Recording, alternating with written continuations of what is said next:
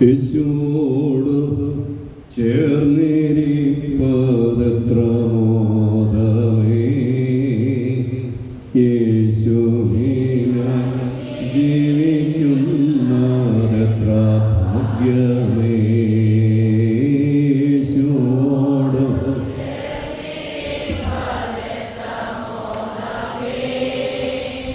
യേശുവിനായി ജീവിക്കുന്ന എത്ര ഭാഗ്യമേ. ഓർക്കും തോറും സ്നേഹമെന്നിൽ വർദ്ധിച്ചിടുന്നേ, ഓർക്കും തോറും സ്നേഹമെന്നിൽ വർദ്ധിച്ചിടുന്നേ. പാർക്കും നേരൻ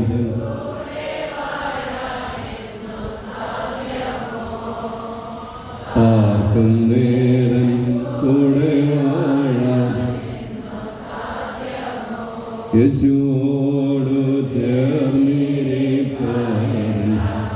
ഉടമേ.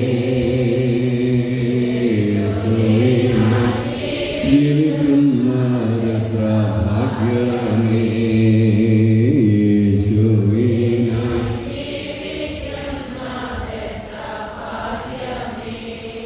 ഒരു നിമിഷം കൂടെ ദൈവദൃശ്യത്തെ തലമുറക്കാം. കർത്താവേ, ജീവിതത്തിലെ ഞങ്ങളുടെ ഭാരങ്ങൾ, നമ്പരങ്ങൾ, വേദനകൾ ഒക്കെ ദൈവദൃശ്യത്തെ സമർപ്പിച്ചു. ഒരു കാര്യം കൂടെ പ്രത്യേകമായിട്ട് പ്രാർത്ഥനയിൽ ഓർക്കണമെന്ന് അപേക്ഷ സമർപ്പിച്ച ഒരു വിഷയം കൂടെ ഉണ്ടായിരുന്നു. പ്രത്യേകിച്ച് താൻ നടത്തുന്ന സ്ഥാപനത്തിലെ എല്ലാ ശത്രുദോഷങ്ങളിൽ നിന്നും എല്ലാ പ്രതിസന്ധികളിൽ നിന്നും ജയമുള്ള ശ്രീവായ സംരക്ഷിക്കപ്പെടുവാൻ തക്കവണ്ണം പ്രാർത്ഥിക്കണമേ എന്ന സ്ഥാപനത്തിൻ്റെ ഉടമ പ്രത്യേകമായിട്ട് അപേക്ഷിച്ചിരുന്നു. ആ സ്ഥാപനത്തെ ദൈവകരങ്ങൾ നമുക്ക് സമർപ്പിക്കാം. കർത്താവ് എല്ലാ ദുഷ്ടശക്തികളിൽ നിന്നും അതിൽ പ്രവർത്തിക്കുന്നവരെ ദൈവമേ അല്പമായി അധികമായും സഹകരിക്കുന്നവരെ എല്ലാവരെയും അവിടുന്ന് കാത്തു പരിപാലിക്കണമേ. ജയമുള്ള ശ്രീവ ആ സ്ഥാപനത്തിന് തുണയായിരിക്കണമേ. കർത്താവെ, എല്ലാ പ്രതിസന്ധികളിലും എല്ലാ ഭാരങ്ങളിൽ നിന്നും എല്ലാ വേദനകളിൽ നിന്നും ദുഃഖങ്ങളിൽ നിന്നുമെല്ലാം ഏവരെയും ഇവിടുന്ന് കാത്തു പരിപാലിക്കണമേ. കർത്താവെ, അല്പസമയം അവിടുത്തെ പാദപീഠത്തേക്ക് ഞങ്ങളായിരിക്കുന്നു. അറിവുള്ള ചില കാര്യങ്ങൾ ഒന്ന് ഓർത്തെടുക്കുവാൻ തക്കവണ്ണം കർത്താവെ അല്പസമയം അവിടുത്തെ കൃപയിൽ ആശ്രയിച്ചുകൊണ്ട് അവിടുത്തെ ആലയത്തിലായിരിക്കുന്നു. ദൈവമേ അവിടുത്തെ സാന്നിധ്യം കൂടെ ഇരിക്കണമേ. ബലഹീനദാസനാടിയെ അവിടുന്ന് ശക്തീകരിക്കണമേ, ബലപ്പെടുത്തണമേ. എൻ്റെ ബുദ്ധി കൊണ്ടുള്ള കസർത്തായി ഈ ശുശ്രൂഷ മാറുവാൻ ഇടയാകരുതേ. ഭക്തിയോടെ അവിടുത്തെ കൃപയിൽ ആശ്രയിച്ചുകൊണ്ട് പരിശുദ്ധാത്മാവിൽ നിറഞ്ഞു വരിഞ്ഞും ഈ ശുശ്രൂഷ നിർവഹിക്കപ്പെടുവാൻ സഹായിക്കണമേ. കേൾക്കുന്ന വചനങ്ങൾ ഞങ്ങളുടെ ഹൃദയത്തെ കൂടുതൽ ആഴത്തിൽ സ്പർശിക്കുവാൻ അവിടുന്ന് സഹായിക്കണമേ. തിരുത്തേണ്ട തലങ്ങൾ തിരുത്തുവാൻ, സ്വീകരിക്കേണ്ടതൊക്കെ ജീവിതത്തിൽ ചേർത്ത് വെക്കുവാൻ ഞങ്ങളെ സഹായിക്കണമേ. കുറവുകളെ ഓർക്കരുതേ, വചനങ്ങളെ അവിടുന്ന് നിരോധിച്ചു കളയരുതേ. ഞങ്ങൾ നിത്യവും നിനക്കും നിന്റെ പിതാവിനും പരിശുദ്ധ റൂഹായിക്കും സ്തുതിയും സ്തോത്രവും സമർപ്പിക്കുമായത് ഇപ്പോഴും എപ്പോഴും എന്നേക്കും തന്നെ. വിശുദ്ധ ലൂക്കോസിന്റെ സുവിശേഷം 12-ാം അധ്യായത്തിൽ നമുക്കേറെ പരിചയമുള്ള ഒരു വേദഭാഗം നിങ്ങളുടെ ശ്രദ്ധയിലേക്ക് കൊണ്ടുവരികയാണ്. പുരുഷാരത്തിൽ ഒരുത്തൻ അവനോട്, ഗുരു, ഞാനുമായി അവകാശം പകുതി ചെയ്യുവാൻ എൻ്റെ സഹോദരനോട് കൽപ്പിച്ചാലും എന്ന് പറഞ്ഞു. അവൻ മനുഷ്യ, എന്നെ നിങ്ങൾക്ക് ന്യായകർത്താവോ പങ്കിടുന്നവനോ ആക്കിയത് ആരെന്ന് ചോദിച്ചു. പിന്നെ അവരോട്, സകല ദ്രവ്യാഗ്രഹവും സൂക്ഷിച്ച് ഒഴിഞ്ഞുകൊള്ളുവീൻ. ഒരുത്തിന് സമൃദ്ധി ഉണ്ടായാലും അവൻ്റെ വസ്തുവകയല്ല അവൻ്റെ ജീവന് ആധാരമായിരിക്കുന്നത് എന്ന് പറഞ്ഞു. ഒരു ഉപമയും അവരോട് പറഞ്ഞത്, ധനവാനായ ഒരു മനുഷ്യൻ്റെ ഭൂമി നന്നായി വിളഞ്ഞു. അപ്പോൾ അവൻ ഞാൻ എന്ത് ചെയ്യേണ്ടു? എൻ്റെ വിളവ് കൂട്ടിവെപ്പാൻ സ്ഥലം പോരാ എന്നുള്ളിൽ വിചാരിച്ചു. പിന്നെ അവൻ പറഞ്ഞത്, ഞാനിത് ചെയ്യും, എൻ്റെ കളപ്പുരകളെ പൊളിച്ച് അധികം വലിയ പണിത് എൻ്റെ വിളവും വസ്തുവകയെല്ലാം അതിൽ കൂട്ടിവെക്കും. എന്നിട്ട് എന്നോട് തന്നെ, നിനക്കേറിയ ആണ്ടുകൾക്ക് മതിയായ അനവധി വസ്തുവക സ്വരൂപിച്ചു വെച്ചിരിക്കുന്നു. ആശ്വസിക്കുക, തിന്നുക, കുടിക്കുക, ആനന്ദിക്കുക എന്ന് പറയും. ദൈവമോ അവനോട്, മൂടാ, ഈ രാത്രിയിൽ നിന്റെ പ്രാണനെ നിന്നോട് ചോദിക്കും. പിന്നെ നീ ഒരുക്കി വെച്ചത് ആർക്കാകും എന്ന് പറഞ്ഞു. ദൈവവിഷയമായി സമ്പന്നനാകാതെ തനിക്ക് തന്നെ നിക്ഷേപിക്കുന്നവൻ്റെ കാര്യം ഇങ്ങനെ ആകും. അനുഗ്രഹീത സഹോദരങ്ങളെ, വളരെ പരിചിതമായ ഒരു വേദഭാഗമാണ്. പ്രത്യേകിച്ച് മൂഢനായ ധനവാന്റെ ഉപമ എല്ലാവർക്കും അറിയാം. എന്നാൽ അതിനു മുൻപ് ഇവിടെ ഒരാൾ അയാളെ ഭാരപ്പെടുത്തുന്ന ഒരു വിഷയമായിട്ട് കർത്താവിൻ്റെ അടുക്കൽ വരുന്നുണ്ട്. ഗുരു, ഞാനുമായി അവകാശം പങ്കിടാൻ എൻ്റെ സഹോദരനോട് കൽപ്പിക്കണം. സ്വത്ത് ഭാഗം വെക്കുന്നതിന് വേണ്ടി കർത്താവിൻ്റെ അടുക്കിലേക്ക് വരുന്ന ഒരു മനുഷ്യൻ. അതേ തുടർന്നാണ് കർത്താവ് ഈ മൂഢനായ ധനവാന്റെ ഉപമ പ്രസ്താവിക്കുന്നത്. ഇത് രണ്ടും കൂടെ ചേർത്ത് ചില ചിന്തകൾ നിങ്ങളുടെ ശ്രദ്ധയിലേക്ക് കൊണ്ടുവരുവാൻ തക്കവണ്ണം ആഗ്രഹിക്കുക. യേശുക്രിസ്തുവിൻ്റെ സന്നിധിയിലേക്ക് സ്വയം കടന്നു വരുന്നവരുണ്ട്. യേശുക്രിസ്തുവിൻ്റെ ആഹ്വാനം കേട്ടിട്ട് അവൻ്റെ അടുക്കിലേക്ക് വരുന്നവരുടെയൊക്കെ ചിത്രങ്ങൾ വിശുദ്ധ വേദപുസ്തകത്തിൽ കാണുവാൻ തക്കവണ്ണം കഴിയും. ചിലർ അവരുടെ ആവശ്യങ്ങൾ കർത്താവിൻ്റെ അടുക്കൽ സമർപ്പിക്കുന്നു, ആവശ്യങ്ങൾ പരിഹരിക്കപ്പെടും. ചിലർ അവരുടെ ആവശ്യങ്ങളുമായിട്ട് കർത്താവിൻ്റെ അടുക്കൽ വരുന്നു, അവർ നിരാശരായിട്ട് പോവുകയും ചെയ്യും. ഇങ്ങനെയൊക്കെയുള്ള ഒരുപാട് സംഭവങ്ങൾ വിശുദ്ധ വേദപുസ്തകത്തിലുണ്ട്. അതിലൊന്നാണ് ഒരു മനുഷ്യൻ കർത്താവിൻ്റെ അടുക്കൽ വരിക, അവൻ്റെ സഹോദരനുമായിട്ട് ഒരു സ്വത്ത് വീതം വെക്കാൻ തക്കോണം നീ പറയണം എന്ന് ആവശ്യപ്പെട്ടുകൊണ്ടാണ് കർത്താവിൻ്റെ അടുക്കൽ വരുന്നത്. അവിടെ കർത്താവ് ഇവൻ്റെ ആവശ്യം കേട്ടിട്ട് നമുക്കും അങ്ങോട്ട് സ്വീകരിക്കാൻ കഴിയാത്ത രീതിയിൽ ഒരു മറുപടി പറയുന്നു. എന്നെ ന്യായകർത്താവോ പങ്കിടുന്നവനോ ആക്കി വെച്ചത് ആർ എന്ന് കർത്താവ് അവനോട് ചോദിക്കുക. അപ്പൊ അങ്ങനെ കർത്താവ് പ്രതികരിക്കണമെങ്കിൽ ഈ കടന്നു വന്ന മനുഷ്യന് കർത്താവ് നോക്കുമ്പോൾ ചില കുറവുകൾ കണ്ടെത്തി കാണിക്കണം. കർത്താവ് പലപ്പോഴും പ്രതികരിക്കുന്നത് തന്നെ സമീപിക്കുന്ന വ്യക്തികളുടെ ഉള്ളിലുള്ള ചില ഭാവങ്ങൾ, നിരൂപണങ്ങൾ മനസ്സിലാക്കിയില്ല. അതുകൊണ്ടാണ് ശാസ്ത്രിമാരും പരീശന്മാരും പുരോഹിത മേധാവികളും ഒക്കെ കർത്താവിനെതിരെ പല വിമർശനങ്ങളും തൊടുത്തുവിടുമ്പോൾ പരീശ ശാസ്ത്രി മേധാവികളുടെ മുഖത്ത് നോക്കി കർത്താവ് പറഞ്ഞു, നിങ്ങളൊക്കെ വെള്ള തേച്ച ശവക്കലറുകളാണ്, പുറമേ ഭംഗിയാണ്, അകവേ ചീഞ്ഞു നാറുന്ന അനുഭവമുള്ളവർ. അപ്പൊ നിശ്ചയമായിട്ടും ഓരോ കർത്താവിനെ സമീപിക്കുന്ന മനുഷ്യരുടെ ഹൃദയഭാവങ്ങൾ, ഹൃദയ നിരൂപണങ്ങൾ മനസ്സിലാക്കിയിട്ട കർത്താവ് മറുപടി പറയുന്നു. ശതാധിപന്റെ പ്രിയപ്പെട്ട ദാസന് സൗഖ്യം കൊടുക്കുന്നത് ആ മനുഷ്യന്റെ ജീവിതത്തിന്റെ ചില നന്മകൾ കണ്ടിട്ടാണ്. നീ എൻ്റെ പുരയ്ക്കകത്ത് വരാൻ പോലും ഞാൻ യോഗ്യനല്ല എന്ന് പറഞ്ഞുകൊണ്ട് കർത്താവിന്റെ സന്നിധി ഏറെ എളിമയോടെ പ്രവർത്തിക്കുന്ന മനുഷ്യനെ കണ്ടപ്പോ കർത്താവ് അവന്റെ വിഷയങ്ങൾക്ക് പരിഹാരം കൊടുക്കുക. അതുകൊണ്ട് ഇവിടെ ഞാനും ചിന്തിച്ചു, എന്തുകൊണ്ടാണ് കർത്താവ് ഇങ്ങനെ ഒരു മറുപടി പറയുന്നത്? ഈ മനുഷ്യൻ കടന്നു വരാൻ ഒരു പശ്ചാത്തലമുണ്ട്. പ്രത്യേകിച്ച് യഹൂദ റാബിമാരുടെ അടുക്കൽ, ഗുരുക്കന്മാരുടെ അടുക്കൽ ഇങ്ങനെ കുടുംബത്തിലെ വിഷയങ്ങളുമായിട്ട് ആൾക്കാർ വരുന്ന ഒരു പതിവ് അന്ന് അവിടെ ഉണ്ട്, ഇന്നും ഉണ്ടല്ലോ. ആദ്യം നമ്മുടെ ഇടവതലത്തിൽ അച്ഛൻ അറിയാതെ കുറേ കാര്യങ്ങളൊക്കെ കുടുംബത്തിലെ പ്രശ്നങ്ങൾ പരിഹരിക്കാൻ നമ്മൾ ശ്രമിക്കും. താഴെ തട്ട് തൊട്ട് തുടങ്ങും. മെമ്പർ തുടങ്ങി, പിന്നെ ബ്ലോക്ക് കമ്മിറ്റി മെമ്പറായി, പിന്നീട് ജില്ലാ കമ്മിറ്റി മെമ്പറായി, പിന്നെ സംസ്ഥാന കമ്മിറ്റി മെമ്പറായി. ഇതെല്ലാം നോക്കിയിട്ട് അവസാനം രക്ഷയില്ലാതെ വരുമ്പോൾ എവിടെ വരും? അച്ഛന്മാരുടെ അടുത്ത് വരും. അച്ഛൻ ചെറിയ വിഷയമുണ്ട്, അച്ഛനെ ബുദ്ധിമുട്ടിക്കണ്ട എന്ന് കരുതി ഞങ്ങളാ കഴിയുന്നതൊക്കെ ഞങ്ങളിങ്ങനെ ചെയ്ത് നോക്കി വെച്ചു. പക്ഷേ പ്രശ്നങ്ങളൊന്നും പരിഹരിക്കപ്പെടുന്നില്ല. സ്റ്റേറ്റ് സെക്രട്ടറി പരിഹരിക്കാൻ പറ്റാത്തത് ഈ കൊച്ചച്ഛന്മാർക്ക് പരിഹരിക്കാൻ ഒക്കും. അപ്പോഴത്തേക്ക് പല തലങ്ങളാകുമ്പോഴത്തേക്കും ഏകദേശം ഒരു കുളമായി കാണും. അതേ ആദ്യമേ തന്നെ ഈ താഴെ തട്ടുന്ന ആത്മീയ രംഗത്തെ പ്രശ്നങ്ങൾ പരിഹരിക്കാൻ തുടങ്ങിയിരുന്നെങ്കിൽ ചിലപ്പോൾ പരിഹരിച്ച് പോയത്. പിന്നെ ഇന്ന് അങ്ങനെ പരിഹരിക്കാൻ തക്കവണ്ണം കഴിയുന്നില്ല പല വിഷയങ്ങളും എന്നുള്ളത് ഒരു വസ്തുതയാണ്. കാരണം എല്ലാവരും അവരുടേതായ ആവശ്യങ്ങൾ ഉറച്ചു നിൽക്കുക.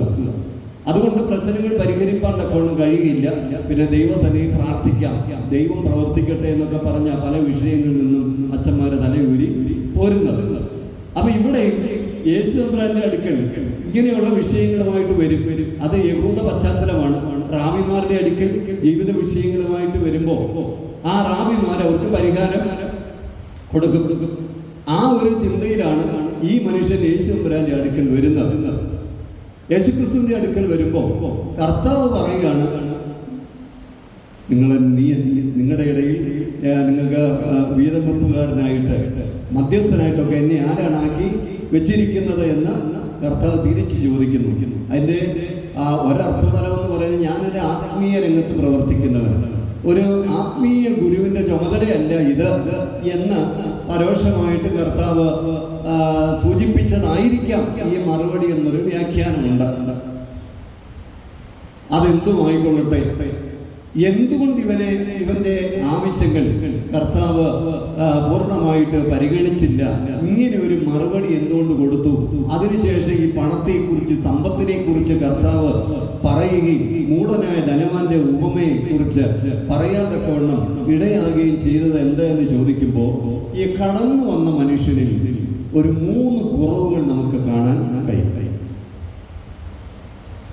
ഒന്നാമത് കർത്താവ് അവൻ കാണുന്നത് സമ്പത്തിനോടുള്ള അമിതമായ ആഗ്രഹമാണ് അവന്റെ ജീവിതത്തിൽ കർത്താവ് കാണുന്നത്. സമ്പത്തിനോടുള്ള അമിതമായ ആഗ്രഹം. ഇവിടെ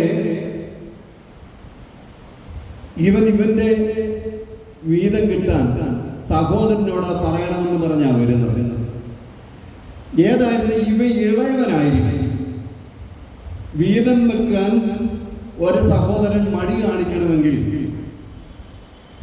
മൂത്തവന് മടി കാണിക്കേണ്ട കാര്യമില്ല. അവൻ വീതം വെച്ചാൽ അവന് കൂടുതൽ കിട്ടും. യഹൂദ വിധി അനുസരിച്ച് അപ്പന്റെ സ്വത്തിൽ 2/3 ഭാഗത്തിന് അവകാശം ആർക്കാന്നറിയാവോ? മൂത്തവൻ.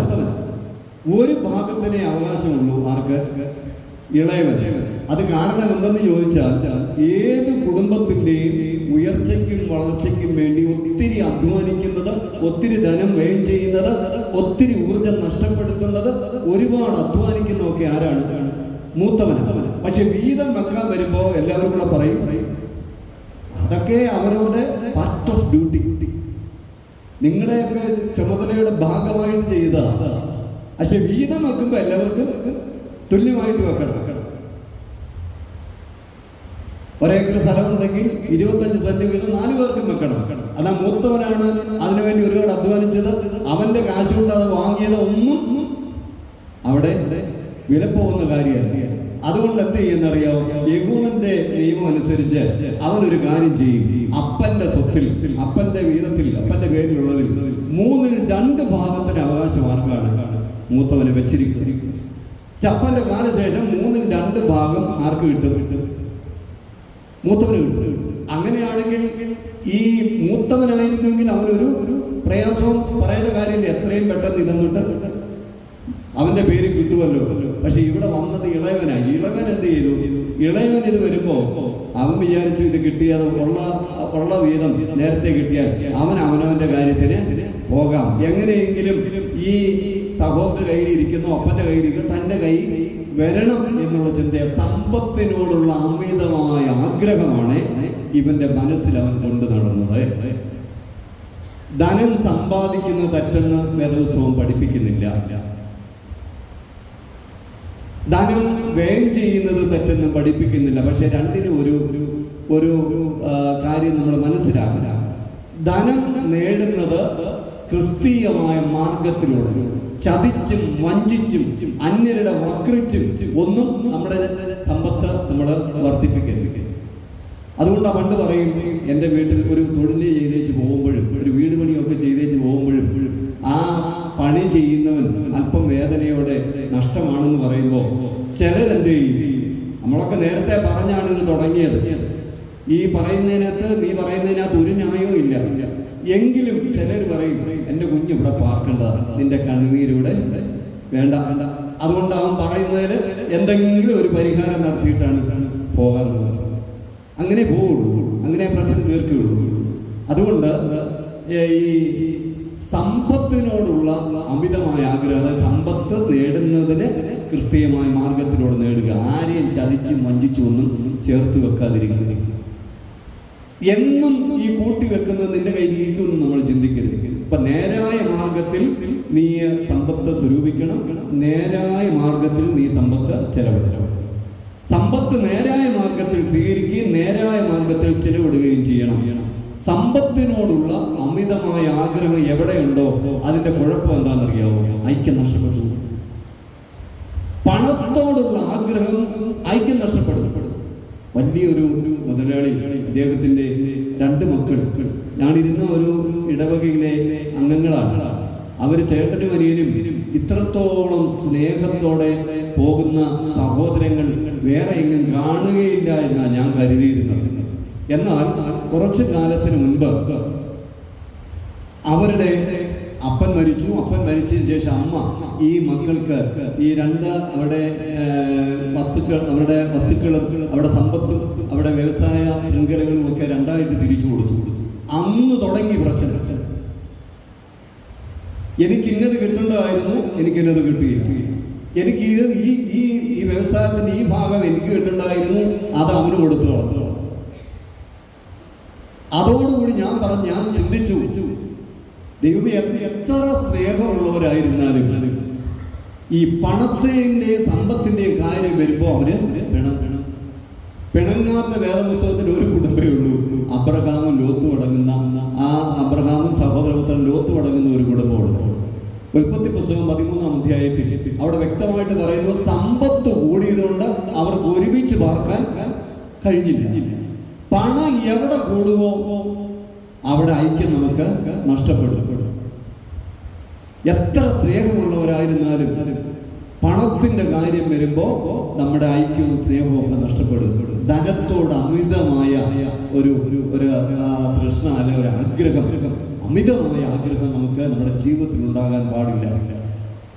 അബ്രഹാം സഹോദരപുത്രനെ വീതം വെക്കുമ്പോൾ പറയുന്നുണ്ട്, നീ എടുത്തോട്ടെങ്കിൽ ഞാൻ വലത്തോട്ട്, നീ വലത്തോട്ടെങ്കിൽ ഞാൻ എടുത്തോട്ട്. ആദ്യം തിരഞ്ഞെടുക്കാൻ അവകാശം, എല്ലാ അവസരമൊക്കെ ആർക്ക് കൊടുത്തു? സഹോദരപുത്രന് കൊടുത്തു. കുടുംബത്തിൽ ഐക്യം നിലനിൽക്കണമെങ്കിൽ വിട്ടുവീഴ്ചയുടെ തത്വശാസ്ത്രം ആദ്യം നമ്മെ പഠിപ്പിച്ചത് അബ്രഹാം. വാസ്തവത്തിൽ തനിക്ക് പലതും അവകാശപ്പെടാൻ കഴിഞ്ഞാൽ നിന്നെ എൻ്റെ കൂടെ കൊണ്ടുവന്നതാണ്. അതുകൊണ്ട് ഇതിന്റെ സിംഹഭാവം എടുക്കേണ്ടത് ഞാൻ എൻ്റെ ഔദാര്യത്തിൽ നിനക്ക് തരുന്നത് നീ സ്വീകരിച്ചോണം എന്ന് പറഞ്ഞാൽ ഒരു തെറ്റുമില്ല. വിട്ടുവീഴ്ച ചെയ്യാനുള്ള മനസ്സാണ് ഐക്യം നിലനിർത്തുന്നത്. സമ്പത്തിനോട് അമിതമായ ആഗ്രഹം വന്നാൽ ഒരിക്കലും നമുക്ക് ഐക്യം നഷ്ടപ്പെട്ടു പോകും. സമ്പത്തിനോടുള്ള അമിതമായ ആഗ്രഹം ഇവരുടെ ജീവിതത്തിൽ ഉണ്ടാകരുത്. ആ വിട്ടുവീഴ്ച ചെയ്തവന് ദോഷമല്ല വന്നോ? അവന് കിട്ടിയത് മൊട്ടക്കുന്ന പട്ടണവാസിയായിട്ട് ആര് മാറി? ലോത്ത് മാറി. അവൻ കൂടാരം മാറ്റി അടിച്ചു. പക്ഷേ എല്ലാ നിലയിലും അധപ്പതനവും, എല്ലാ നിലയിലും ക്ഷയിക്കുന്ന അനുഭവത്തിലേക്ക് ആര് വരുന്നു? ലോത്ത് വരുന്നു. എന്നാൽ മൊട്ടക്കുന്ന് കിട്ടിയവൻ ആ മൊട്ടക്കുന്നിലേക്ക് നിന്നുകൊണ്ട് ദൈവത്തെ വിളിച്ചു. അവനറിയാൻ തന്നെ വിളിച്ചത് വിശ്വസ്തനായവനാണ്. എൻ്റെ ജീവിതത്തിൽ ആവശ്യമുള്ളതൊക്കെ അവൻ നടത്തി തരും. അതുകൊണ്ട് ആ ഒരു ബോധ്യവും വിശ്വാസം ഉള്ളതുകൊണ്ട് ദൈവകൃപയുടെ നീരുറവുകൾ അവന്റെ ജീവിതത്തിൽ പൊട്ടിപ്പുറപ്പെട്ടപ്പോൾ സ്വന്തം ബുദ്ധിയിലും ശക്തിയിലും ആശ്രയിച്ചുകൊണ്ട് കാര്യങ്ങൾ ക്രമീകരിച്ച ലോത്തിന്റെ ജീവിതത്തിൽ ധാർമ്മികമായ അധപ്പതനം എല്ലാം നഷ്ടപ്പെട്ടു പോകുന്നു. രാജാക്കന്മാർ കൊള്ളയിട്ടുകൊണ്ട് പോകുന്നു. അവിടെയും ഈ സഹോദരൻ വന്ന് അവന് വേണ്ടി യുദ്ധം ചെയ്യുന്ന അനുഭവം, തൻ്റെ കൂടെയുള്ളവരെ വിട്ട് യുദ്ധം ചെയ്യുന്ന അനുഭവം നമ്മൾ കാണുന്നുണ്ട്. കൊള്ള മുതലെല്ലാം കൊണ്ടുവന്ന് തിരിച്ചു കൊടുക്കുന്നുണ്ട്. അവിടെ സോദോം രാജാവ് പറയുന്നുണ്ട്, ആൾക്കാരെയൊക്കെ എനിക്ക് തന്നാ മതി, ഈ മുതൽ മുഴുവൻ നീ എടുത്തോ എന്ന് അബ്രഹാം പറയുമ്പോഴും അബ്രഹാമിന്റെ വിശ്വാസവും ദൈവത്തിലുള്ള പ്രത്യാശയെ വെളിപ്പെടുത്തുന്ന ഒരു വാചകമുണ്ട്. അവിടെ പറയുന്നുണ്ട്, ഒരു ചരടാകട്ടെ ചെരുപ്പിന്റെ വാറാകട്ടെ, നിനക്കുള്ളതിൽ നിന്ന് യാതൊന്നും ഞാൻ എടുക്കുകയില്ല എന്ന് യഹോവയെങ്കിലേക്ക് നോക്കി ഞാൻ സത്യം ചെയ്യുന്നു.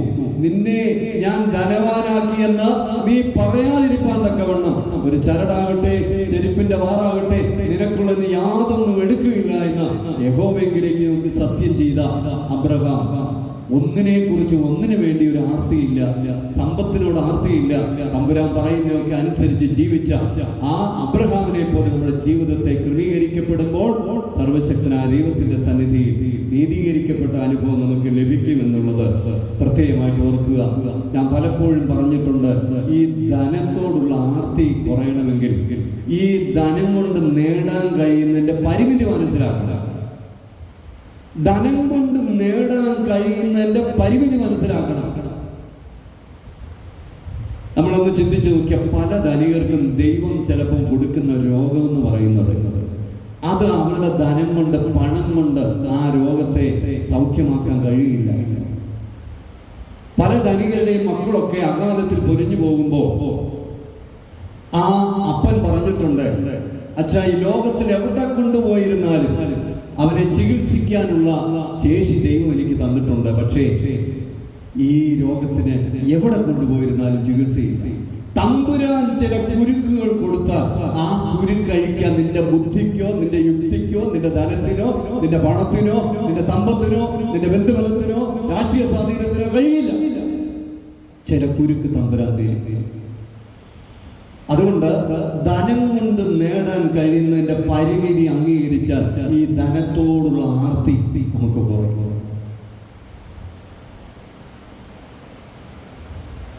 വിട്ടുവീഴ്ച ചെയ്യുന്നിടത്ത് മാത്രമേ ഐക്യവും സ്നേഹവും നിലനിൽക്കുകയുള്ളൂ. വിട്ടുവീഴ്ച ചെയ്യാൻ മനസ്സ് കാണിച്ച അബ്രഹാമിന്റെ ജീവിതം എല്ലാവിധമായ ഐശ്വര്യത്തിന്റെ അനുഭവത്തിലേക്ക് മാറി. അതോടൊപ്പം തന്നെ നമ്മൾ മനസ്സിലാക്കുക, ധനത്തോടുള്ള ആർത്തി കുറയണമെങ്കിൽ ധനം കൊണ്ട് നേടാൻ കഴിയുന്നതിന്റെ പരിമിതി മനസ്സിലാക്കുക. നമുക്ക് വേണേ ചന്ദ്രനിൽ വരെ പോവാം, പണമുള്ളവർക്ക് ചന്ദ്രനിൽ വരെ പോവാം. പക്ഷെ ഈ ധനം, അതായത് പങ്കിടാത്ത ധനം, അതുകൊണ്ട് നിനക്ക് സ്വർഗത്തിലേക്ക് ഒരു ടിക്കറ്റ് എടുക്കാൻ ഒക്കില്ല. ധനം കൊണ്ട് ചന്ദ്രനിൽ പോകാം, പക്ഷെ ധനം കൊണ്ട്, പങ്കുവെക്കാത്ത ധനം കൊണ്ട് നിനക്ക് സ്വർഗത്തിലേക്ക് പോകാൻ ഒക്കുകയില്ല. അതുകൊണ്ടാ പറയാറുള്ളത്, ധനം ബലമല്ല, ധനം കുറവാണ്. ധനം ബലമല്ല, ധനം ജീവിതത്തിന്റെ കുറവാണ്. ധനികനായ, യുവാവായ, ജ്ഞാനിയായ, ഭക്തനായ മനുഷ്യൻ കർത്താവിന്റെ അടുക്കൽ വന്ന് നല്ല ആഗ്രഹമായിട്ട് വന്നല്ലോ. അവനോട് കർത്താവ് പറയുന്നത് എന്താണ്? ഇനി ഒരു കുറവുണ്ട്, നിനക്കുള്ളത് വെച്ച് ദരിദ്രർക്ക് കൊടുക്കുക. അവനെല്ലാം നമ്മളുമായിട്ട് താരതമ്യം ചെയ്യുമ്പോൾ എല്ലാറ്റിലും മുന്നിൽ നിൽക്കുന്ന മനുഷ്യനാണ്, നന്മയുള്ള മനുഷ്യനാണ്. പക്ഷെ അവനൊരു കുറവുണ്ട്, ഇനിയൊരു കുറവുണ്ട്. അവന്റെ കുറവ് അവന്റെ ജീവിതത്തിലെ ധനത്തോടുള്ള അമിതമായ ആഗ്രഹമായിരുന്നു. അതുകൊണ്ട് പ്രിയമുള്ളവരെ, നമ്മൾ ഈ കർത്താവിന്റെ സന്നിധിയിൽ നിന്ന് പലപ്പോഴും നമ്മെ അകറ്റിക്കളയുന്നത് ഈ ധനത്തോടുള്ള അമിതമായ ആശ്രയമാണ് എന്നുള്ളത് പ്രത്യേകമായിട്ട് നാം മനസ്സിലാക്കുക. ധനം ബലമല്ല, അത് കുറവാണ്. പങ്കിടാത്ത ധനം അതെപ്പോഴും കുറവാണ് എന്നുള്ളത് തിരിച്ചറിയുക. തെറ്റായ മാർഗത്തിലൂടെ നാം ശേഖരിക്കുന്ന പണം ദേവാലയത്തിന്റെ ഭണ്ഡാരത്തിന് പോലും വേണ്ട എന്ന് യൂദയെ കുറിച്ച് ഒരു ധ്യാനം നടത്തിയപ്പോൾ ഞാൻ പറഞ്ഞിരുന്നു. ചിലരെങ്കിലും ഓർക്കും. നിഷ്കളങ്കരായ രക്തത്തെ ഒറ്റുകൊടുത്തതിന് കിട്ടിയ പണമാണ്. പുരോഹിതന്മാർ പറഞ്ഞു, ഈ പണം ഈ ഭണ്ഡാരത്തിൽ വേണ്ട. അതായത് തിന്മയുടെ മാർഗത്തിലൂടെ നീ ആർജിക്കുന്ന പണത്തിന് എല്ലാ പണവും സ്വീകരിക്കുന്ന ദേവാലയത്തിന്റെ ഭണ്ഡാരത്തിന് പോലും ഇടയില്ല. അവിടെ ധനത്തെ കുറിച്ചുള്ള നിന്റെ കാഴ്ചപ്പാടുകളൊന്ന് മാറ്റുക. അതെവിടെയാണ് ഭാഗ്യസ്മരണാർഹനായ വസ്താദ്യ തിരുമേനി എപ്പോഴും പറയുന്ന ആ വാക്കുകളുടെ പ്രസക്തി? ഉണ്ണാനും ഉടുക്കാനും ഉണ്ടെങ്കിൽ അത് മതി എന്ന് ചിന്തിക്കുന്ന മനസ്സാരിലുണ്ടോ അവിടെയാണ് ദൈവാനുഗ്രഹം കൂടുതൽ ഇറങ്ങി വസിക്കുന്നത്. അമിതമായ ആഗ്രഹം, അത്യാഗ്രഹം, ഈ സമ്പത്തിനോടുള്ള അവന്റെ അമിതമായ ആഗ്രഹമാണ് അവന്റെ ഈ നിലയിലുള്ള അവനോട് ഈ നിലയിലുള്ള ഒരു മറുപടി പറയാൻ കർത്താവിനിടയായത് എന്നുള്ളത് പ്രത്യേകമായിട്ട് ഓർക്കുക. രണ്ടാമത് ഇവന്റെ ജീവിതത്തിന്റെ കുറവായിട്ട് കാണാൻ കഴിയുന്നത്, പ്രശ്നങ്ങൾക്കെല്ലാം കാരണം എൻ്റെ സഹോദരനാണ്, ഞാനല്ല. പ്രശ്നങ്ങൾക്കെല്ലാം കാരണം എൻ്റെ സഹോദരനാണ്. ആ നിലയിലാണ് ഇദ്ദേഹം ചിത്രീകരിക്കുന്നത്. ഈ പറയണത് എൻ്റെ സഹോദരനോട് പറയണം, സ്വത്തൊക്കെ ഭാഗം ചെയ്ത് സ്വന്തം കുറവുകളെ കുറിച്ച്, സ്വന്തം പോരായ്മകളെ കുറിച്ച് നമുക്കാർക്കും അവബോധമില്ല എന്നുള്ളതാണ് അനുഗ്രഹത്തിന് തടസ്സമായിട്ടിരിക്കുന്നത്. ഞാൻ നിരപരാധിയാണ്, സഹോദരനാണ് എല്ലാ കുറ്റവും ചെയ്തിരിക്കുന്നത്. അതുകൊണ്ട് സഹോദരന്റെ മനോഭാവത്തിന് മാറ്റം വരണം. അപ്പോൾ മാത്രമേ പ്രശ്നം തീരുകയുള്ളൂ. മാറ്റം വരേണ്ടത് സഹോദരന്റെ മാറ്റമല്ല, മാത്രമല്ല നിനക്കും കൂടെയാണ്. സ്വയനീതീകരണം ദൈവീക അനുഗ്രഹങ്ങൾക്ക് തടസ്സമാണ്. സ്വയനീതീകരണം നമ്മുടെ ജീവിതത്തിൽ ഉണ്ടാകുന്നത്. സ്വയനീതീകരണം നടത്തുക, ഞാൻ കുഴപ്പക്കാരനൊന്നുമല്ല. നമ്മൾ പലപ്പോഴും ഏത് വിഷയത്തിൽ ഇടപെട്ടിരുന്നാലും അവരവരുടെ വശങ്ങൾ ന്യായീകരിക്കാൻ തക്കവണ്ണം പല കാര്യങ്ങളും നമ്മൾ കണ്ടെത്തുന്നുണ്ട്. സ്വയനീതീകരണമാണ്. എന്നാൽ ദൈവതിരുസന്നിധിയിൽ വന്ന കർത്താവെ, എൻ്റെ ഭാഗത്ത് വീഴ്ചയുണ്ട്, കുറവുണ്ട്, പോരായ്മയുണ്ട് എന്ന് സമ്മതിക്കാൻ തയ്യാറാകുന്നിടത്തെ ദൈവകൃപയുടെ ഒഴുക്കുണ്ടാകും എന്നുള്ളത് മനസ്സിലാക്കുക. ഞാൻ മുൻപും പറഞ്ഞിട്ടുണ്ട്, പരീശനും ചുങ്കക്കാനും പ്രാർത്ഥിപ്പാനൊന്നും സ്വയനീതീകരണം നടത്തിയത് ആരാണ്? പരീശനാണ്. അവൻ ചെയ്ത കാര്യങ്ങളൊക്കെ അവിടെ പരസ്യമായിട്ട് അങ്ങോട്ട് പറയുക, ദൈവസന്നിധി പറയുക. ഞാൻ മസാല കൊടുക്കുന്നുണ്ട്, നോമ്പ് നോക്കുന്നുണ്ട്. അവന്റെ കാര്യം അങ്ങ് പറഞ്ഞിരുന്നെങ്കിലും തമ്പുരാൻ ക്ഷമിച്ചേനെ. അതിനോട് ചേർന്ന് പറയുകയാണ്, ഈ നിൽക്കുന്ന ഇവനെ പോലെ ഒന്നുമല്ല, ചുങ്കക്കാരനെ പോലെ ഒന്നുമല്ല ഞാനെന്ന്. പക്ഷെ ചുങ്കക്കാരൻ പറഞ്ഞ എന്താണ്? സ്വർഗത്തിലേക്ക് പോലും നോക്കാൻ തുനിയാതെ, അയ്യോ ഞാൻ ഭാവിയായ മനുഷ്യൻ. അതുകൊണ്ട് സ്വയനീതീകരണം നമ്മുടെ ജീവിതത്തിൽ ഉണ്ടാകരുത്. ദൈവത്തിന്റെ വിശുദ്ധിയോടെ നിന്റെ വിശുദ്ധി ചേർത്ത് വെക്കുമ്പോഴാണ് നിന്റെ വിശുദ്ധിയുടെ പോരായ്മ നിനക്ക് മനസ്സിലാക്കുന്നത്. നിന്റെ ഹിതം ദൈവസന്നിധി സമർപ്പിച്ച് ദൈവമായിട്ട് ആലോചിക്കുമ്പോഴാണ് നിന്റെ ഹിതത്തിന്റെ പോരായ്മ ദൈവം നിനക്ക് വെളിപ്പെടുത്തി തരുന്നത്. അതുകൊണ്ട് സ്വയനീതീകരണം നമ്മുടെ ജീവിതത്തിൽ ഉണ്ടാകരുത്. ആ സ്വയനീതീകരണം ബലിയർപ്പിക്കുന്ന പുരോഹിതനും പാടില്ല എന്നുള്ളത് കൊണ്ടാണ് വിശുദ്ധ ബലിയർപ്പിക്കുമ്പോൾ പുരോഹിതനും പറയും, ഞാനോ ബലഹീനും പാപിയുമായിരിക്കുന്ന ദാസ. ദൈവ സാന്നിധ്യത്തിന്റെ മുൻപാകെ നമ്മൾ വരുമ്പോൾ നമ്മുടെ കുറവുകളെ കുറിച്ചുള്ള ബോധ്യമാണ് നമ്മുടെ ജീവിതത്തിൽ ഉണ്ടാകേണ്ടത്. ദൈവ ദർശനം കണ്ടപ്പോൾ യെശയ്യാവിനുണ്ടായത് ആ ഒരു ബോധ്യമാണ്. ഇയ്യോബിനുണ്ടായത് ആ ഒരു ബോധ്യമാണ്. ക്രിസ്തു സാന്നിധ്യത്തിൽ ശതാധിപനുണ്ടായത് ആ ഒരു ബോധ്യമാണ്. നീ എൻ്റെ പുരയ്ക്കകത്ത് വരാൻ ഞാൻ യോഗ്യനല്ല.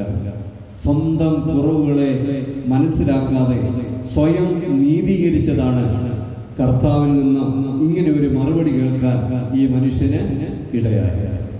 ഒന്ന്, സമ്പത്തിനോടുള്ള അവന്റെ അമിതമായ ആഗ്രഹം. സമ്പത്ത് നേടുന്നത് തെറ്റല്ല, സമ്പത്ത് വിനിയോഗിക്കുന്നത് തെറ്റെന്ന് വേദപുസ്തകം പഠിപ്പിക്കുന്നില്ല. ക്രിസ്തീയമായ നിലയിൽ സമ്പത്ത് ആർജിക്കുക, ക്രിസ്തീയമായ നിലയിൽ സമ്പത്ത് വിനിയോഗിക്കുക. ഒരിക്കലും പണം നിന്റെ യജമാനായിട്ട് മാറരുത്. ദൈവകൃപയിൽ ആശ്രയിച്ചുകൊണ്ട് ധനത്തെ ശരിയായ കാര്യവിചാരകത്വത്തിലൂടെ കൈകാര്യം ചെയ്യാൻ തക്കവണ്ണം കഴിയുന്ന മനുഷ്യരായിട്ട് മാറുക. ഈ ധനത്തോടുള്ള അമിതമായ നമ്മുടെ ആസക്തി നമ്മുടെ കുടുംബത്തിന്റെ ഐക്യം നഷ്ടപ്പെടും. മറിച്ച് ധനം കൂടി വരുമ്പോഴും വിട്ടുവീഴ്ച ചെയ്യാനുള്ള മനസ്സ് എവിടെയുണ്ടോ അവിടെയാണ് ഐക്യം നിലനിൽക്കുന്നത്. പങ്കിടാത്ത ധനം ബലമല്ല, കുറവാണ് എന്ന് നീ തിരിച്ചറിയുക. രണ്ടാമതായിട്ട് ഇവന്റെ പോരായ്മയായിട്ട് നമ്മൾ കണ്ടത്, അവൻ സ്വയം നീതീകരിച്ചു. കുറ്റമെല്ലാം ആരുടേതാണ്? സഹോദരൻ്റെതാണ്. സ്വയനീതീകരണം നമ്മുടെ ജീവിതത്തിൽ വരരുത്. കാരണം നമ്മൾ മറ്റുള്ളവരുമായിട്ട് താരതമ്യം ചെയ്യുമ്പോൾ അവരെക്കാൾ ശ്രേഷ്ഠരായിട്ട് നമ്മൾ ജീവിക്കുന്നവരെ നമ്മൾ അഭിമാനിക്കുന്നവരായിരിക്കാം. എന്നാൽ ദൈവസന്നിധിയിൽ നിശ്ചയമായിട്ടും തമ്പുരാന്റെ വിശുദ്ധിയോടെ, തമ്പുരാന്റെ മനോഭാവത്തോടെ, തമ്പുരാന്റെ സ്നേഹത്തോടെ ഒക്കെ നമ്മുടെ സ്നേഹവും നമ്മുടെ വിശുദ്ധി, നമ്മുടെ ഇടപെടലുകളും ഒക്കെ ഒന്ന് താരതമ്യം ചെയ്യുമ്പോൾ അവിടെ എല്ലാം നമ്മൾ കുറവുള്ളവരാണെന്ന് നമുക്ക് ബോധ്യപ്പെട്ടു. മൂന്നാമതായിട്ട് ഇവന്റെ ജീവിതത്തിൽ കാണുന്ന പോരായ്മ എന്തെന്ന് ചോദിച്ചാൽ, പ്രശ്നം അവതരിപ്പിക്കുക മാത്രമല്ല, അതെങ്ങനെ പരിഹരിക്കണമെന്നുള്ള നിർദ്ദേശം കൂടി അവൻ സമർപ്പിക്കുക. പ്രശ്നം അവതരിപ്പിക്കുക മാത്രമല്ല, അതെങ്ങനെ പരിഹരിക്കണമെന്നുള്ള നിർദ്ദേശം കൂടി അവൻ കൊടുക്കുക. അയാളുടെ അപേക്ഷയിൽ പ്രകടമാകുന്ന ഈ കുറവ് പലപ്പോഴും നമ്മുടെ ജീവിതത്തിലുമുണ്ട്. പരിഹാരം കർത്താവിന് വിട്ടുകൊടുക്കുക, അതാണ് നമ്മുടെ ഭാഗത്തു നിന്നുണ്ടാകേണ്ടത്. പറയുന്ന ഈ സഹോദരനോട് പറഞ്ഞ് അവനിൽ നിന്ന് ഈ വീതമെല്ലാം എനിക്ക് തരണം. എന്താ നമ്മളെങ്ങനെയാ പ്രാർത്ഥിക്കുക? കർത്താവ്, ഞാനും സഹോദരനുമായിട്ട് കുറച്ച് പ്രശ്നങ്ങളുണ്ട്, അതിന് പരിഹാരം എന്താണെന്ന് വെച്ചാൽ അവിടുന്ന് വഴി കാണിക്കുക. ഇതായിരിക്കണം ദൈവ തിരുസന്നിധിയിൽ പ്രാർത്ഥിക്കുന്ന മനുഷ്യനുണ്ടാകേണ്ട ആ ഒരു ശീലം. പ്രാർത്ഥന മനുഷ്യനുണ്ടാകേണ്ടത് നീ വിഷയത്തിന് പരിഹാരം പറഞ്ഞു കൊടുക്കുകയല്ല. തമ്പുരാൻ അറിയാം, ഉള്ളതും അറിയുന്ന ഒരു ദൈവമുണ്ട്. അതുകൊണ്ട് നീ തമ്പുരാന് ഇന്ന വിഷയങ്ങളൊക്കെ ഉണ്ട്, സഹോദരനോട് നീ പറഞ്ഞ് നീ അവനിൽ നിന്ന് ഈ വീതമൊക്കെ മേടിച്ചു തരണം, നീ അങ്ങോട്ട് നിർദ്ദേശിക്കേണ്ട. പ്രശ്നം ദൈവസ്ഥലി ഇറക്കി വെക്കുക, പരിഹാരം നിനക്ക് ദൈവം തരും. നമ്മൾ പ്രശ്നം ഇറക്കി വെക്കുക മാത്രമല്ല, ചില വിഷയങ്ങൾ ഇറക്കി വെച്ചിട്ട് പറയും, ഒരു മാസത്തിനുള്ളിൽ തമ്പുരാനെ ഇതൊക്കെ ഒന്ന് സാധിച്ചു. സമയപരിധിയും കൂടെ നമ്മൾ വെക്കും. വിഷയങ്ങൾ മാത്രമല്ല, വിഷയങ്ങൾ ഇന്ന രീതിയിൽ വളച്ചൊടിച്ചുകൊണ്ട് വരണം. അങ്ങനെയെല്ലാം പരിഹരിച്ച് ഒരു മാസത്തിനകം കർത്താവെ ഇതൊക്കെ സാധിച്ചു തന്നാൽ ഞാനൊരു നേർച്ച കഞ്ഞി നടത്തിയേക്കാം. അതും നമ്മൾ പറയും. അതുകൊണ്ട് പ്രത്യേകമായിട്ട് ഓർക്കുക, നിന്റെ ജീവിതത്തിന്റെ വിഷയങ്ങൾ ദൈവസന്നിധി നീ സമർപ്പിക്കുക. പ്രശ്നം പരിഹരിക്കുന്നത് ദൈവമാണ്. അവന് നീ ഇങ്ങനെ ഡയറക്ഷൻ കൊടുക്കണ്ട, നീ അതിന് മാപ്പ് വരച്ചു കൊടുക്കണ്ട. കാറിനകത്തൊക്കെ പോകുമ്പോഴൊക്കെ ഗൂഗിൾ മാപ്പ് നമുക്ക് ചിലപ്പോൾ സഹായകരമായിരിക്കാം. ചിലപ്പോൾ അത് നമ്മളെ വലിയ ആറിലേക്കും സമുദ്രത്തിലേക്കും കൊണ്ടുവന്നെത്തിക്കുകയും ചെയ്യും. മനുഷ്യന്റെ കണ്ടുപിടുത്തങ്ങൾക്കൊക്കെ പിഴവുണ്ടാകും, സംശയമില്ല. എന്നാൽ നിന്റെ ആവശ്യങ്ങൾ ദൈവസന്നിധി കൊടുത്തിട്ട്, തമ്പുരാനെ ഇന്നാണ് വിഷയങ്ങൾ, അവിടുന്ന് എന്താണ് ആഗ്രഹിക്കുന്നത്, എങ്ങനെയാണ് ഈ പ്രശ്നം പരിഹരിക്കാൻ ആഗ്രഹിക്കുന്നതെന്ന് വെച്ചാൽ ആ നിലയിൽ പരിഹരിച്ച് തരണമേ എന്ന് മാത്രം ദൈവതിരുസനെ പ്രാർത്ഥിക്കുന്ന മനുഷ്യരായിട്ട് നമ്മൾ മാറണം. അപ്പൊ ഇവന്റെ ജീവിതത്തിൽ ഈ 3 പോരായ്മകളാണ് ഉണ്ടായിരുന്നത്. ഒന്ന്, സമ്പത്തിനോടുള്ള അവന്റെ അമിതമായ അത്യാഗ്രഹമാണ് കർത്താവിന്റെ അടുക്കിലേക്ക് വരാൻ അവനെ പ്രേരിപ്പിച്ചത്. 2, അവൻ നിരപരാധിയാണ്, അപരാധി മുഴുവൻ മൂത്തവനാണ്, സ്വയം നീതീകരണമാണ് കർത്താവിൽ നിന്ന് ഇങ്ങനെ ഒരു മറുപടി കേൾക്കാൻ അവനെ പ്രേരിപ്പിച്ചത്. 3-ാമതായിട്ട് അവന്റെ ജീവിതത്തിന്റെ കുറവെന്ന്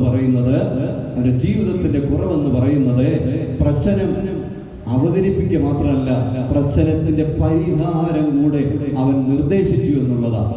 സഹോദരനോട് പറയണം, അവന്റെ ഭാഗത്തെ വീഴ്ച മനസ്സിലാക്കി എനിക്കെല്ലാം സാധിപ്പിച്ചു തരണം. ജീവിതത്തിൽ നിന്നെ ഭാരപ്പെടുത്തുന്ന വിഷയങ്ങൾ ദൈവസന്നിധിയെ സമർപ്പിക്കുക. ദൈവം നിശ്ചയിക്കുന്നത് പോലെ നടക്കട്ടെ. കർത്താവേ, നിന്റെ പദ്ധതി എന്താണ്, നിന്റെ ആലോചന എന്താണ്, അവിടുത്തെ നിശ്ചയം എന്താണ്, അത് ഈ വിഷയത്തിൽ നിറവേറപ്പെടുവാൻ ഇടയാകണമേ എന്ന് മാത്രം പ്രാർത്ഥിക്കുക. അതുകൊണ്ട് കഠിനമായ ശബ്ദം ദൈവതിരുസന്നിധിയിൽ കേൾക്കാൻ ഇടയാകാതെ വണ്ണം നമ്മുടെ ജീവിതത്തെ ക്രമീകരിക്കണം. അതിനുശേഷം കർത്താവ് ഈ മൂഢനായ ധനവാന്റെ ഉപമ പറയുന്നുണ്ട്.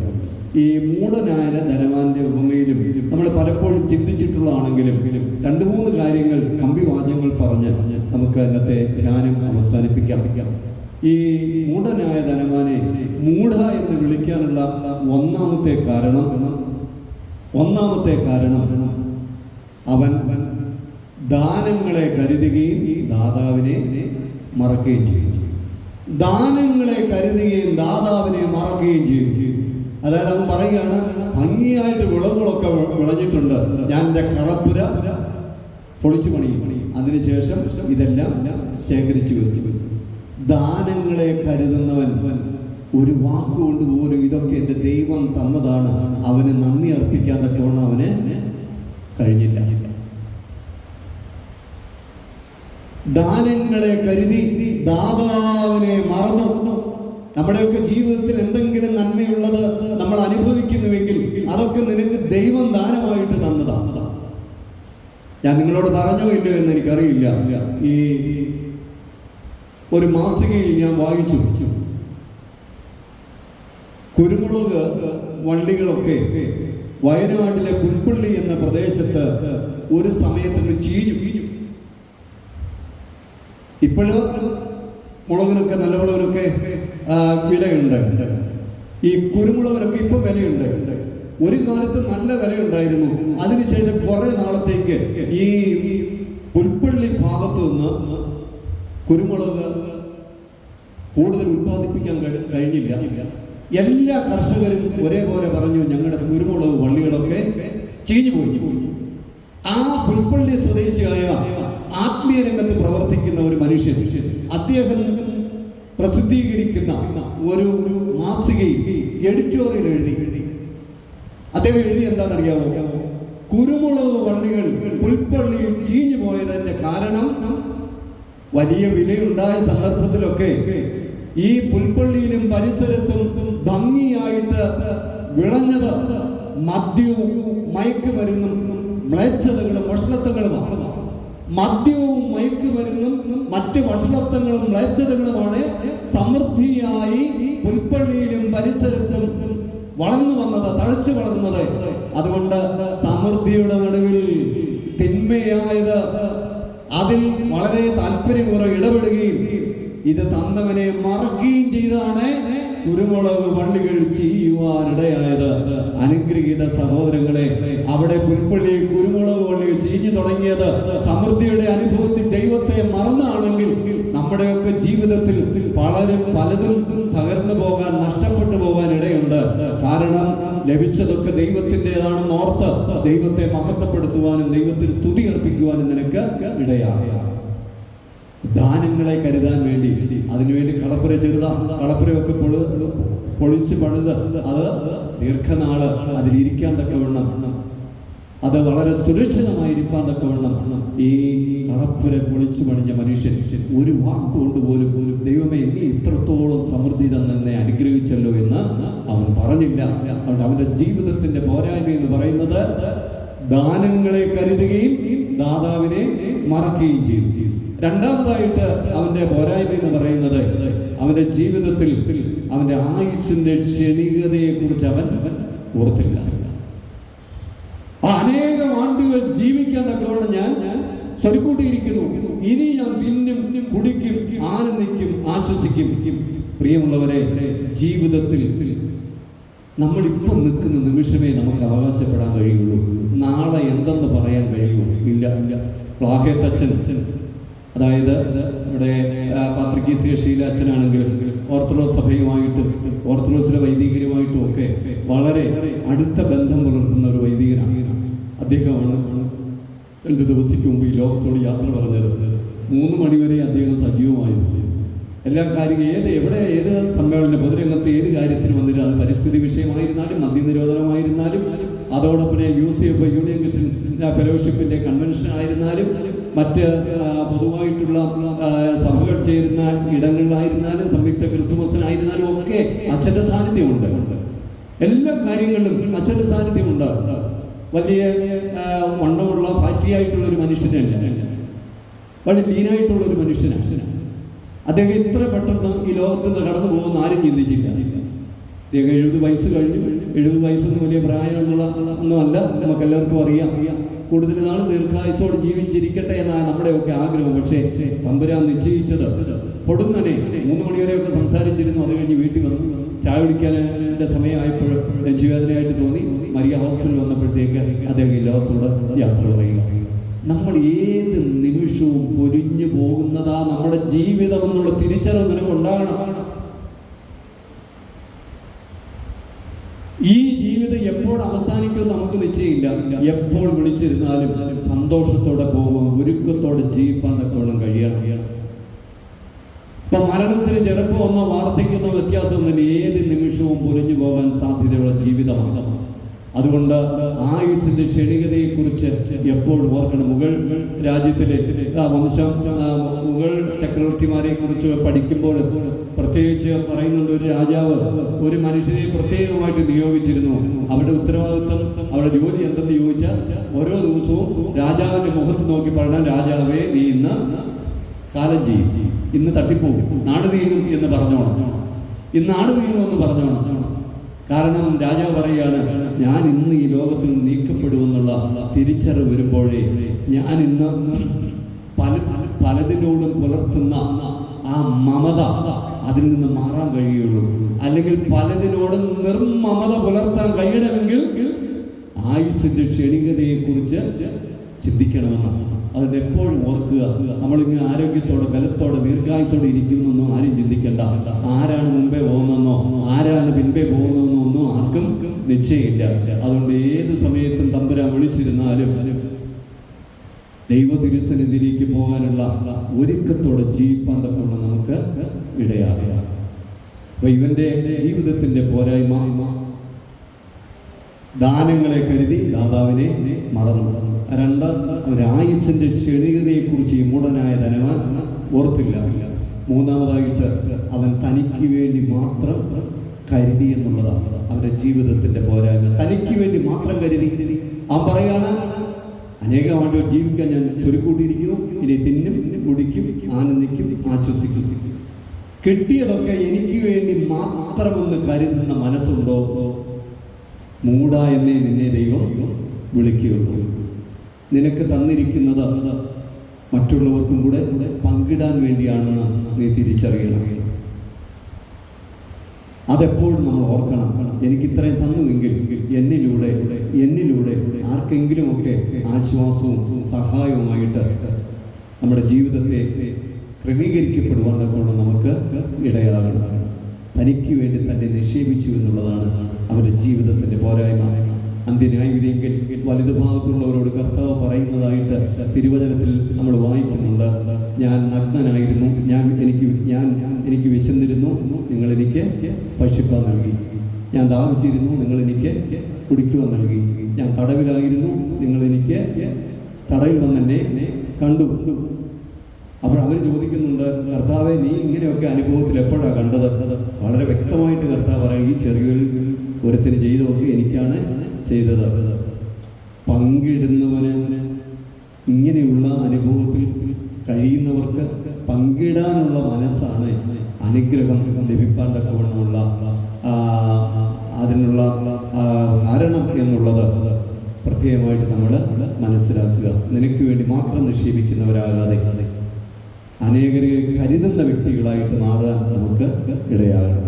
വേറെ ഒരുപാട് പോരായ്മകൾ ഇവരെ മൂഢ എന്ന് വിളിക്കുന്നതിന് ചൂണ്ടിക്കാണിക്കാൻ നമുക്ക് കഴിയും. ഇനി പല അവസരങ്ങളിൽ ഇതുമായി ബന്ധപ്പെട്ട് വരുമ്പോൾ ബാക്കി കാര്യങ്ങൾ നമുക്ക് ചിന്തിക്കാം. അവനെ മൂഢ എന്ന് വിളിക്കാൻ ഇടയായത് ദാനങ്ങളെ കരുതി ദാതാവിനെ അവൻ മറന്നു. അവൻ്റെ ആയുസ്സിന്റെ ക്ഷണികതയെക്കുറിച്ച് അവൻ ഓർത്തില്ല. ലഭിച്ചതൊക്കെ എനിക്ക് വേണ്ടി മാത്രമാണ് എന്നവൻ കരുതി തനിക്ക് വേണ്ടി മാത്രം അവൻ സ്വരുക്കൂട്ടി തമ്പുരാൻ നോക്കുമ്പോൾ അവനെ മൂഢ എന്ന് വിളിക്കുന്നത്. അതുകൊണ്ട് പ്രിയമുള്ളവരെ, മൂഢ എന്നുള്ള വിളിക്കല്ല നമ്മൾ യോഗ്യരാകേണ്ടത്, മറിച്ച് അർഹരാകേണ്ടത്, മറിച്ച് നമ്മൾ യോഗ്യരായി തീരേണ്ടത്. എൻ്റെ വാത്സല്യമുള്ളവരെ, ലോകസ്ഥാപനത്തിന് മുമ്പായി നിങ്ങൾക്കായി ഒരുക്കിയിരിക്കുന്ന ആ സൗഭാഗ്യകരമായ അനുഭവത്തിലേക്ക് വന്ന് കടന്നു വരുവീൻ എന്ന് പറയുന്ന ആ ശ്രേഷ്ഠമായ ശബ്ദം കേൾക്കാൻ തക്കവണ്ണം നമുക്ക് ഇടയാകണം. കർത്താവിൻ്റെ അടുക്കൽ സത്വഭാഗം ചെയ്ത് കിട്ടാൻ തക്കവണ്ണം ആഗ്രഹിച്ചുകൊണ്ടുവന്ന മനുഷ്യൻ കാണുന്നത് 3 കുറവുകളാണ്. 1, സമ്പത്തിനോടുള്ള അവൻ്റെ അമിതമായ ആഗ്രഹം. 2, എല്ലാ കുറ്റവും സഹോദരനാണ് ചാർത്തി കൊടുത്തിട്ട് താൻ നിരപരാധിയാണെന്നുള്ള സ്വയം നീതീകരണം. 3, അവൻ വിഷയം അവതരിപ്പിക്കുക മാത്രമല്ല, ഇന്ന രീതിയിൽ അതൊക്കെ പരിഹരിച്ച് തരണമെന്നുള്ള ആ നിർദ്ദേശം കൂടെ കർത്താവിന് കൊടുത്തു എന്നുള്ളതാണ് അവൻ്റെ പോരായ്മ.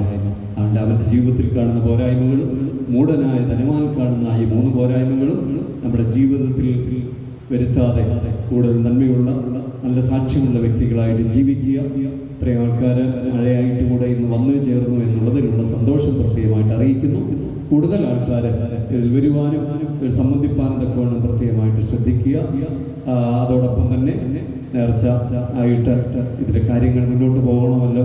എല്ലാവർക്കും നേർച്ച എല്ലാ ആഴ്ചയിലും ക്രമീകരിക്കുന്നു. ഇന്ന് വരെയും പള്ളി അക്കൗണ്ടിൽ നിന്ന് എടുക്കേണ്ടി വന്നിട്ടില്ല.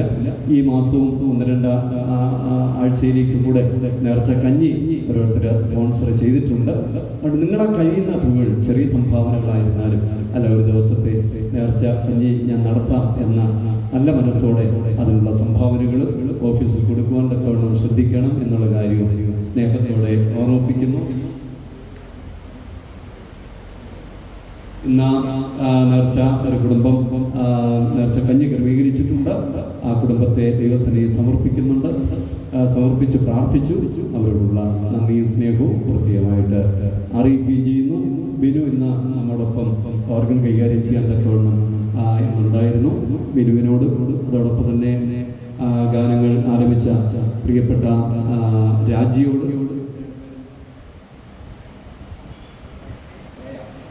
റയോടും ഉള്ള സന്തോഷവും സ്നേഹവും പ്രത്യേകമായിട്ട് അറിയിക്കുകയും ചെയ്യുന്നു.